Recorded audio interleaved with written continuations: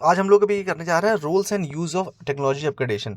क्या होगा, technology upgrade करने से क्या क्या चीज़ें हैं। देखिए, जैसे ईमेल का काम क्या होता है। ईमेल बेसिकली अनस्ट्रक्चर्ड और फ्री फॉर्मेट में मैसेज भेजता है, लेकिन जो ईडीआई यानी इलेक्ट्रॉनिक डेटा इंटरचेंज है, इसका मतलब क्या होता है, जो भी ट्रांसमिशन मैसेजेस का होगा वो एक स्ट्रक्चर्ड और फॉर्मेटेड मैसेज होगा, जिससे कि उसको अन्य बिजनेस जो है वो उसको एनालाइज कर सके और एप्लीकेशंस में यूटिलाइज कर सके। अनस्ट्रक्चर्ड नहीं होगा, स्ट्रक्चर्ड होगा। यही फ़र्क है ईडीआई और ईमेल में basically.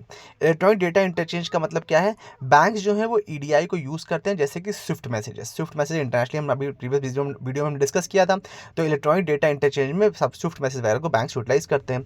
Electronic data interchange for the administration of commerce and transport यानी एडी फैक्ट जो है वो basically universal set of standard guidelines बनाता है, जो कि ईडीआई यूज़ करता है। तो एडी फैक्ट जो है वो उसके स्टैंडर्ड गाइडलाइंस कौन डिसाइड करता है, एडी फैक्ट डिसाइड करता है। ठीक है, बिफोर मूविंग ऑन आप ये देख लीजिए, जो चैप्टर है ये है जीआईबी पेपर 2 में मॉड्यूल सी यानी बैंकिंग टेक्नोलॉजी का यूनिट 6 हम लोग कर रहे हैं। नाम है impact of in technology adoption and trends in banking technology. ठीक है, ऑल्सो आई रिक्वेस्ट कि आप ये डिस्क्लेमर देख लीजिए that this video is for educational purposes only. Bank website किस किस लिए यूज़ करता है, इन्फॉर्मेशन को डिसेमिनेट यानी प्रोवाइड करने के लिए, फाइनेंशियल एडवाइस के लिए, नॉन बैंकिंग एक्टिविटीज़ को हाईलाइट करने के लिए, एक कॉमर्स के लिए नोड की तरह, नोड ऑफ कॉमर्स यूज़ होता है एक तरह से उसमें। ठीक है, फाइनेंशियल प्रोडक्ट्स को सेल आउट करने के लिए और अकाउंट सर्विसेज के लिए, इन सब के लिए जनरली वेबसाइट्स यूज़ की जाती हैं। मैनेजमेंट इन्फॉर्मेशन सिस्टम क्या होता है, एमआईएस का मतलब क्या होता है, एमआईएस मतलब ये होता है कि ये जो भी डेटा अवेलेबल है उसको प्रॉपरली एनालाइज करके रिपोर्ट्स के फॉर्मेट में रेडी करता है, जिससे कि उसको एज ए इन्फॉर्मेशन कन्वर्ट किया जा सके और आप लोग उसको तभी आपने देखा भी होगा, जो भी आप अपने बैंक्स में शाम को रिपोर्ट्स निकालते हैं उसका हमेशा नाम एमआईएस आरपीटी, एमआईएस आरईपी इस तरह से नाम रहता है। जो मेन्यू होता है उसमें एमआईएस का मतलब मैनेजमेंट इन्फॉर्मेशन सिस्टम होता है, जो कि दिन आपका जो ओवरऑल डेटा है उसको आपके रिक्वायर्ड फॉर्मेट में उस रिपोर्ट में जनरेट करके एनालाइज करके देता है। तो डेटा को इन्फॉर्मेशन में कन्वर्ट करने का काम करता है एमआईएस करता है।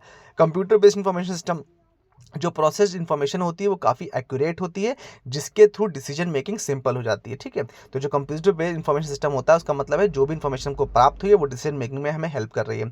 इसके थ्रू डेटा रिडंडेंसी भी कम हो जाती है, मतलब डेटा में जो भी करप्शन है, डेटा में जो भी गलतियां हैं, रिडंडेंसी मतलब क्या होता है, रेपिटेशन वगैरह जो भी है वो चीज़ें कम हो जाती हैं। तो उससे डेटा रिपोर्टिंग में जो लेबर है, जो मतलब मेहनत लग रही है, वो भी कम हो जाती है। आरबीआई ने प्रोजेक्ट शुरू किया था ऑटोमेटेड डेटा फ्लो। ठीक है, ऑटोमेटेड डेटा फ्लो का मेन काम क्या होता है, ये करेक्टली और कंसिस्टेंटली जो डेटा है वो बैंक से आरबीआई को ट्रांसफर करता है। ठीक है, और विदाउट मैनुअल इंटरवेंशन, मतलब ऑटोमेटिकली ऑटोमेटेड डेटा फ्लो के थ्रू बैंक का जो डेटा है वो आरबीआई के पास कंटिन्यूसली जाता रहता है, जो भी रिक्वायर्ड डेटा है। डिसीजन सपोर्ट सिस्टम क्या है, डिसीजन सपोर्ट सिस्टम का मेन काम होता है डिसीजन मेकिंग में हेल्प करना।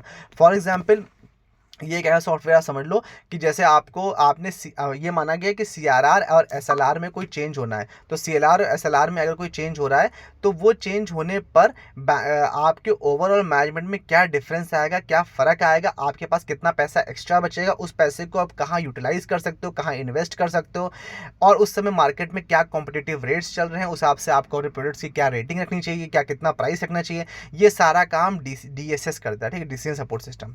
तो समझ गए, डेटा से इन्फॉर्मेशन बनी, इन्फॉर्मेशन से आपकी रिपोर्ट्स बनी, रिपोर्ट्स के थ्रू आपने डीएसएस में डाला और डीएसएस के थ्रू आपको ये पता। तो एक तरह से देखा है सिमुलेशन का काम करता है, मतलब आप ऐसे तो नहीं जान सकते ना कि चलो यहाँ इन्वेस्ट करके देखते देखते कितना फायदा होता है, नहीं वो नहीं कर सकते ना। वो डीएसएस आपको हेल्प करेगा कि चलो इसमें हम इन्वेस्ट कर देते हैं तो हमें इतना फायदा होगा, तो सिमुलेशन के थ्रू आपको पहले ही पता चल जाएगा कि आगे आने वाली चीज़ क्या है। ठीक है, तो उससे आपका जो रिसोर्सेज हैं वो अच्छे यूटिलाइज हो सकते हैं। ग्लोबल ट्रेंड क्या है बैंकिंग सिस्टम में, बैंकिंग सिस्टम में इस समय जो ये तो ट्रेंड यही चल रहा है कि ज़्यादा से ज़्यादा एटीएम इंस्टॉल किए जा रहे हैं, कस्टमर्स को कैश कलेक्ट करने की ज़्यादा चॉइसेस दी जा रही हैं, वो mobile banking through debit card, credit card, internet सब यूज़ कर सकते हैं। फ़ी बेस्ड सर्विसेज को बढ़ावा दिया जा रहा है, मतलब कि जैसे वेल्थ मैनेजमेंट हो गया, म्यूचुअल फंड हो गया, फाइनेंशियल प्लानिंग हो गई, मार्केटिंग ऑफ इंश्योरेंस, इन सब चीज़ों को बढ़ाया क्योंकि उसमें फीस प्राप्त होती है बैंक को, इसलिए। ठीक है, उसके बाद क्या क्या चीज़ें हैं जो टेक्नोलॉजी के थ्रू एक्टिविटीज़ हो रही हैं, ऑटोमेटिक क्लियरिंग सर्विसेज, डॉक्यूमेंट्स को इमेजिंग करना, आरटीजीएस, ट्रस्ट चेक ट्रंकेशन, ये सब किसके थ्रू हो रहा है, कंप्यूटर्स के थ्रू हो रहा है, मतलब टेक्नोलॉजी के थ्रू हो रहा है। इम्पैक्ट क्या है इंफॉर्मेशन टेक्नोलॉजी का बैंक्स के ऊपर, बैंक्स के ऑर्गेनाइजेशन स्ट्रक्चर ओरिएंटेशन में काफ़ी चेंज आया है। टेक्नोलॉजी क्या करती है, उससे सारा डेटा कलेक्ट होता है, इंटरप्रेट होता है, सारी इन्फॉर्मेशन में ट्रांसमिट हो जाता है।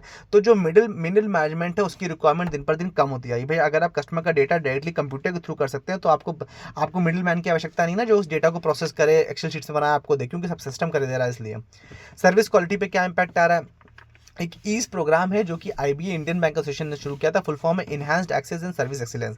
इसमें क्या है, इसमें डेटा एनालिटिक्स पे जोर दिया जाता है, ऑटोमेशन पे जोर दिया, डिजिटाइजेशन, नई न्यू एज का जो भी पब्लिक सेक्टर बैंक्स के रिफॉर्म्स है उनको जोर दिया जाता है।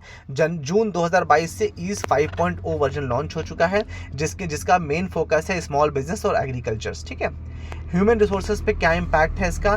पहली बात तो है कि जब से आईटी मतलब इंफॉर्मेशन टेक्नोलॉजी का स्कोप बढ़ा है बैंक्स के अंदर, तब से डिमांड बढ़ गई है किसकी? जो भी आईटी मैनेजमेंट संबंधी स्पेशलाइज पर्सनल्स हैं उनकी। ठीक है, मतलब आईटी स्टाफ की ज़्यादा डिमांड बढ़ी है।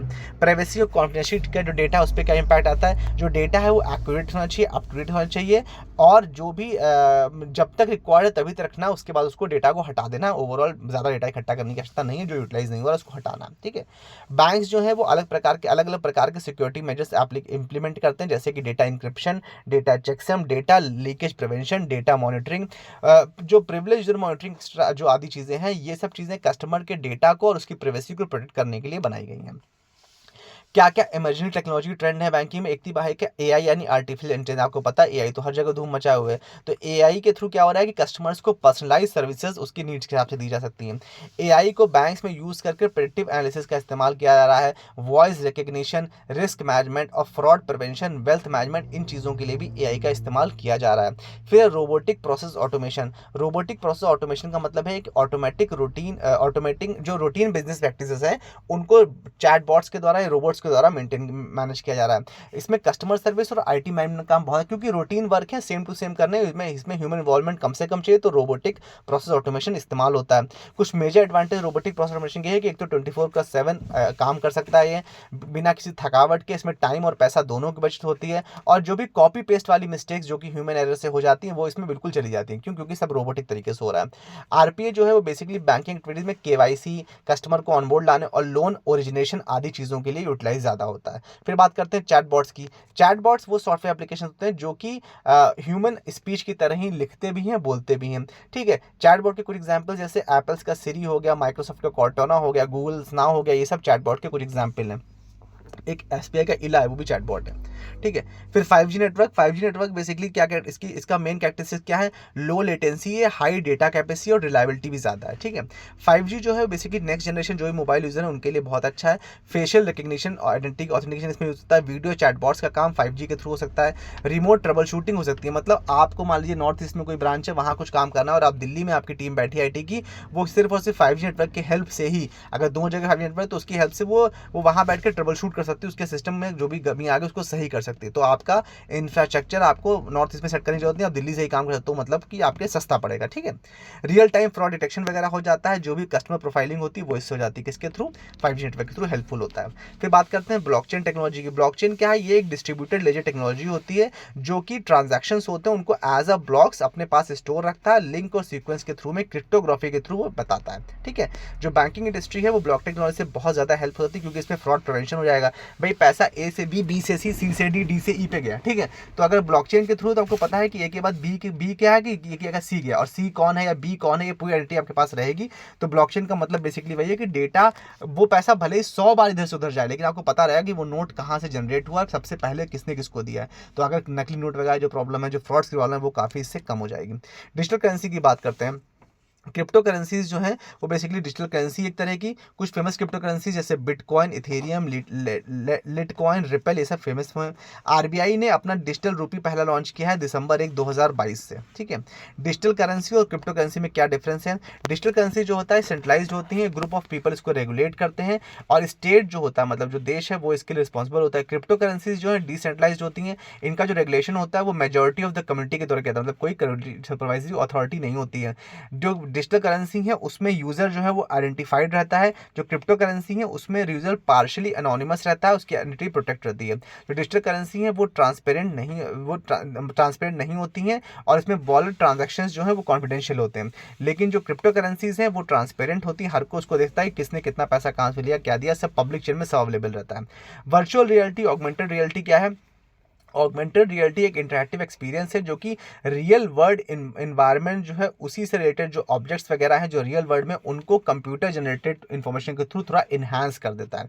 वेरिएबल्स का मतलब क्या है? जो आप हाथ में अपने वाली घड़ी पहनते हैं ना, वॉच, वो आपकी क्या है, वो आपकी वेरेबल गैजेट में है। क्यों? क्योंकि ई वॉच है इसलिए, जिससे कि आपकी हेल्थ फिटनेस वगैरह को तो ये सब बताएगा। इसके थ्रू आप ट्रांजैक्शंस भी कर सकते हो, इनका मेन मतलब ये कहने का है। फिर डिजिटल लैंडिंग और संबंधित क्या क्या रेगुलेशन है इंडिया में। फाइनेंशियल स्टेबिलिटी बोर्ड क्या, एफएसबी, फाइनेंशियल स्टेबिलिटी बोर्ड यानी फिनटेक के लिए बनाया गया है, जो कि टेक्नोलॉजी इनेबल जो भी फाइनेंशियल सर्विसेज है वो प्रोवाइड करते हैं। डिजिटल लैंडिंग के लिए बताया गया है कि ये बेसिकली जो मोबाइल ऐप्स वगैरह जो हैं, जो कि क्रेडिट इवैल्यूएशन करने का पैसा दे रहे हैं लोगों को, लोन बांट रहे हैं, छोटे छोटे लोन से ही, वो डिजिटल लैंडिंग का पार्ट है। ठीक है।